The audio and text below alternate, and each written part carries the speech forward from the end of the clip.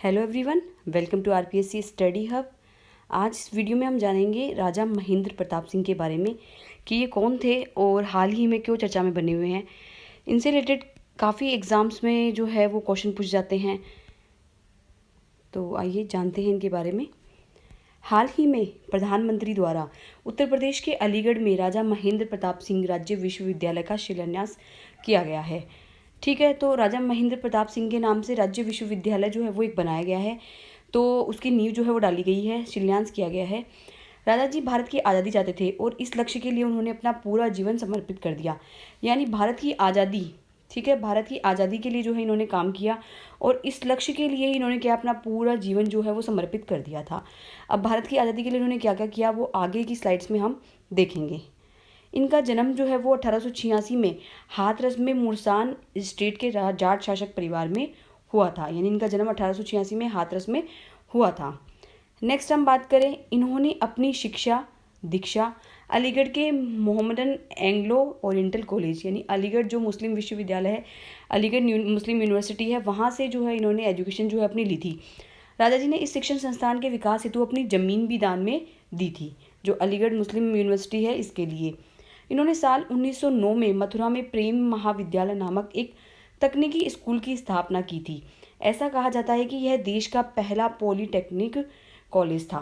तो एक देश का पहला पॉलीटेक्निक कॉलेज जो है मथुरा में प्रेम महाविद्यालय, इसकी स्कूल की जो है तकनीकी स्कूल की स्थापना भी जो है वो इनके द्वारा 1909 में मथुरा में की गई थी। अब ये जो राजा महेंद्र प्रताप सिंह इसलिए इंपॉर्टेंट बन जाते हैं हर एग्ज़ाम के लिए, क्योंकि अभी हाल ही में चर्चा में बन गए हैं, तो इनके बारे में आपको सब कुछ पता होना चाहिए। तो इस वीडियो में हम पूरा डिटेल से बात करेंगे इनके बारे में। स्वतंत्रता संघर्ष के दौरान 1 दिसंबर 1915 को उन्होंने काबुल के ऐतिहासिक बाग-ए-बाबर में भारत के बाहर भारत की पहली अस्थायी प्रोविजनल गवर्नमेंट की घोषणा की थी। काफ़ी इंपॉर्टेंट है ये क्वेश्चन जो है वो हर बार रिपीट होता है, चाहे स्टेटमेंट रूप में हो, ठीक है, काफ़ी एग्जाम से पूछा गया है, चाहे स्टेटमेंट के रूप में पूछा गया हो, चाहे 4 ऑप्शन देकर पूछा गया हो। तो इसमें क्या हुआ था, 1 दिसंबर 1915 को इन्होंने काबुल में, ठीक है, काबुल का जो ऐतिहासिक बाग-ए-बाबर में, ठीक है, काबुल भी आप देख सकते हैं, काबुल भी पूछा गया कई बार, और बाग-ए-बाबर में जो है इन्होंने भारत के बाहर बनाई थी सरकार। एक बात ये भी ध्यान है कि भारत के बाहर कहाँ, काबुल के ऐतिहासिक बाग-ए-बाबर में भारत की पहली जो है अस्थायी सरकार यानी प्रोविजनल गवर्नमेंट जो है उसको बनाई थी, इन्होंने घोषणा करी दी थी। उन्होंने खुद को राष्ट्रपति घोषित कर अपने सहयोगी मौलाना बरकतुल्ला को अनंतिम सरकार का प्रधानमंत्री जो है वो नियुक्त किया था। ओके, तो इसमें क्या हुआ था कि जो बरकतुल्ला जी को अनंतिम सरकार का प्रधानमंत्री नियुक्त किया और खुद जो है वो राष्ट्रपति जो है इस अनंतिम जो ये प्रोविजनल गवर्नमेंट थी उसमें राष्ट्रपति खुद को घोषित किया था।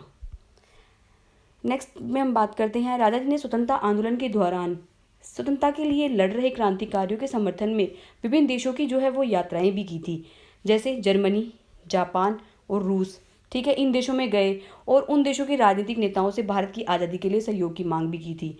तो स्वतंत्रता आंदोलन के दौरान इन्होंने जो भारत को आज़ाद कराने के लिए भरसक प्रयास करे, यानी मरते दम तक जो है ये प्रयास करते रहे। जर्मनी, जापान और रूस भी गए और उनसे सहायता मांगी कि आप जो है हमें आज़ाद करवाने के लिए क्या करें, मदद करें। आगे चलकर विश्व शांति के लिए उन्होंने विश्व संघ की शुरुआत की। अब विश्व में जो है वो शांति बनी रहे, ठीक है, जो वसुधैव कुटुंबकम की भावना को जो है इन्होंने साकार करते हुए विश्व शांति के लिए एक विश्व संघ की स्थापना भी करी।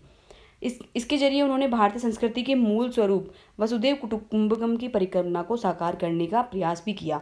यानी विश्व संघ की स्थापना के लिए, विश्व शांति के लिए विश्व संघ की स्थापना की शुरुआत करी और जो भारत की संस्कृति का जो मूल है वसुधैव कुटुंबकम, इसकी परिकल्पना को साकार करने के लिए भी इन्होंने जो है वो भरसक प्रयास जो है इसके लिए किए। बाद में क्या हुआ, आगे चलकर डॉक्टर N.A. निल्सन अंतर्राष्ट्रीय शांति ब्यूरो आयोग के सदस्य द्वारा 1932 के नोबेल शांति पुरस्कार के लिए उन्हें नामित किया गया था। ओनली नामित किया गया था इनको 1932 का जो नोबेल पुरस्कार था उसके लिए। आज़ादी के बाद वे मथुरा लोकसभा सीट से चुनाव जीतकर संसद में पहुंचे और फिर जैसे ही आज़ाद हो गए थे उसके बाद इन्होंने मथुरा लोकसभा सीट जो है उसे चुनाव भी लड़े, ठीक है, और जीते भी और संसद में पहुँचे थे ये। तो मथुरा लोकसभा सीट ध्यान में रखिएगा कि मथुरा लोकसभा सीट से जो है ये सांसद भी रहे। तो इस तरह से जो है वो राजा महेंद्र प्रताप सिंह का जो है वो जर्नी रही है, किस तरह से उन्होंने स्वतंत्रता आंदोलन में योगदान दिया है, उन्होंने जो है प्रोविजनल गवर्नमेंट बनाई थी। तो ये सारे पॉइंट्स जो है वो आप जो है देख लीजिएगा, क्योंकि आरएएस प्री के लिए तो इंपॉर्टेंट है ही, अदर आप कोई भी एग्जाम दे रहे हैं तो उसके लिए भी इंपॉर्टेंट है, क्योंकि फैक्चुअल क्वेश्चन या फिर स्टेटमेंट जो क्वेश्चन है वो देकर भी इस महेंद्र प्रताप सिंह के बारे में पूछा जा सकता है। So thank you for watching this video.